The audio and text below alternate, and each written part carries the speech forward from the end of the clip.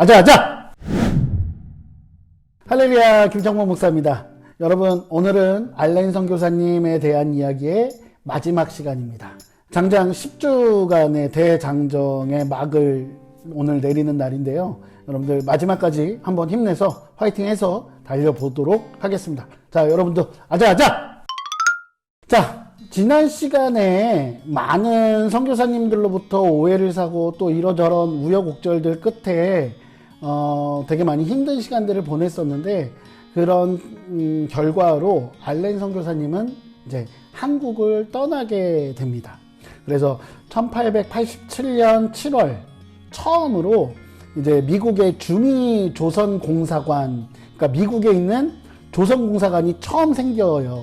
그 공사관에 조선 관리들이 미국에 이제 낯선 땅에 가서 적응하기 어렵잖아요. 그래서 그 적응을 도와줄 수 있는 일종의 어떤 서기관 같은 역할인데, 그래서 조선공사관, 미국에 있는 조선공사관의 참찬관이라는 그 직책으로 미국으로 떠나시게 됩니다. 이로써 알렌 선교사님이 치열하게 보냈던, 되게 오랫동안 계셨던 것 같은데, 실제로는 이제 한국 선교 초기의 시대가 막을 내리는데 그 시간이 대략 한 3년 정도밖에는 되지 않았어요. 그 3년 동안 참 많은 일들을 하셨죠. 예, 그래서 1888년에는 우리나라 공사로 갔던 분이 이제 한국으로 돌아오게 되면서 대리공사, 외국이면서도 이제 대리공사 역할까지 이제 하다가 89년 6월에 그것도 사임하고 조선으로 다시 돌아오십니다. 그때는 이제 미국 선교부로부터 부산에 선교기지를 개척하라는 그런 임무를 가지고 선교사로서 다시 들어오셔요. 그리고 그곳에서 제한미국 장로회 미션이라는 어떤 그런 조직과 또 빅토리아 미션 연합공회라는 것들을 창설하시기도 해요. 그런데 불과 이제 얼마 있지 않다가 1890년 7월 9일 다시 주한미국의 공사관 참찬관으로 임명받게 되면서 다시 알렌 선교사님은 이제 선교사를 완전하게 사임하시게 됩니다. 그리고 1890년 11월 12일 그 부총영사로 승진하시고 1897년 7월 27일에는 미국 공사 겸 총영사로 임명받으시게 됩니다. 그리고 1905년에는 3월 22일 날 해임당하고 1905년 6월 9일 알렌은 한국에 입국할 때 거쳤던 인천항에서 미국 배 오하이오호를 타고 한국을 이제 완전히 떠나시게 됩니다. 한국에 도착했을 때 알렌 선교사님의 나이가 26살 정도였거든요. 근데 21년 정도를 머무시고 47살의 나이로 미국을 향해서 떠나시게 되는 거죠. 실제로 우리나라에 들어와서 초기에는 선교사로서의 역할들을 감당했지만 미국과 한국을 오가면서 나중에는 이제 외교관의 역할들을 더 많이 감당했던 것이 사실이고요. 그러다 보니까 이제 선교사로서의 어떤 그런 자신의 정체성도 있고 외교관으로서의 정체성도 있고, 그래서 외교관으로 지내시는 동안에도 많은 선교사님들이 일으킨 문제들, 그것을 뒤처리하느라고 되게 많이 도와주시고 했다라고 합니다. 사실 이 알렌 선교사님에 대해서 부정적인 시각들이 굉장히 많아요. 미국을 위해서 그 한성의 전기 및 기차 부설권이라는 것들이 있거든요. 그것들을 미국을 위해서 일했다라는 거죠. 또 운산, 광산, 채굴권 이런 것들에 대한 조약들도 한국 편, 즉 조선 편이 아니라 미국 편에 서서 어떤 협상을 하고 했다라는 부분들, 그런 이권 사업에 깊이 개입했다라는 부분들에 대해서 부정적으로 평가하시는 분들이 있거든요. 그렇지만 사실 제가 보기에는 그 이상으로 조선을 사랑했던 선교사님이 바로 알렌 선교사님이 아닐까라고 생각을 해요. 그분이 조선을 아끼는 마음이 없었다면, 한국을 아끼는 마음이 없었다면 그 총영사직에서 해임을 당했다고 했잖아요. 본인이 그만둔 게 아니라 해임당했는데 그 해임당하지도 않았을 것이라는 거예요. 그 알렌 선교사님이 총영사로서 해임되기 바로 얼마 전에 미국에 가갖고 그 당시 미국의 대통령이었던 루즈벨트 대통령과 언성을 높여가면서 막 싸웠대요.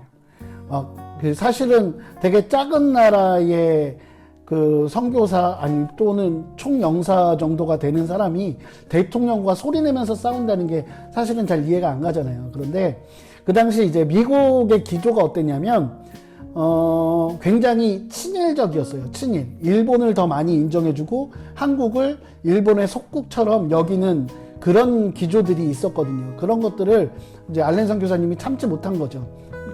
그래서 직접적인 이유는 가스라 테프트 밀약으로 미국이 일본이 한국을 지배하는 것을 인정하는 어떤 그런 그 조약 같은 것들을 실제로 맺어요. 그거에 대해서 이제 알렌 선교사님이 붕괴해갖고 가가지고 막 그렇게 난리를 친 거죠.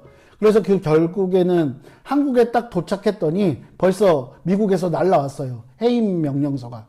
그래서 한국에 도착하자마자 부하 직원한테 해임 소식을 듣게 됩니다.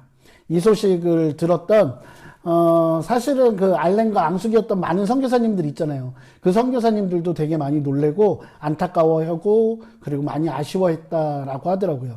그래서 그 예전에는 싸웠던 선교사님들이 다퉜던 선교사님들이 서로 손잡고 서로를 위로해주고 서로를 격려해주는 시간들이 있었다고 합니다. 그래서 알렌 스스로도 그것들이 되게 고마워서 그리고 자신이 이제 한국을 떠나야 된다라는 그런 부분들에 대한 아쉬움들이 있어서 선교사님들한테 그런 말을 했다고 그러더라고요. 하나님에게 모든 것을 바치고 일하는 것보다 더 고귀한 것은 없습니다. 이 세상에 그런 것들은 없고 그래서 여러분들이 너무너무 부럽습니다 라고 이야기를 하고 조선을 떠나셨다고 합니다. 그리고 이제 미국에 가서는 병원을 개업하세요. 병원을 개업하셔서 이제 그 자신의 일들을 하면서 지내시다가 말년에 그 한국 선교를 하면서 기록해뒀던 많은 문서들 있잖아요. 그 문서들을 모아둔 상자가 33개나 됐다고 하더라고요. 그것을 뉴욕에 있는 시립도서관에 기증을 하시고 74세가 되던 1932년 12월 11일에 하나님 품으로 돌아가게 되십니다. 자, 이렇게 되게 길었던 선교사로서 또는 외교관으로서의 시간들을 보내신 알렌 선교사님은 이제 이렇게 해서 하나님 품으로 돌아가시고 그 인생이 마무리가 되어집니다.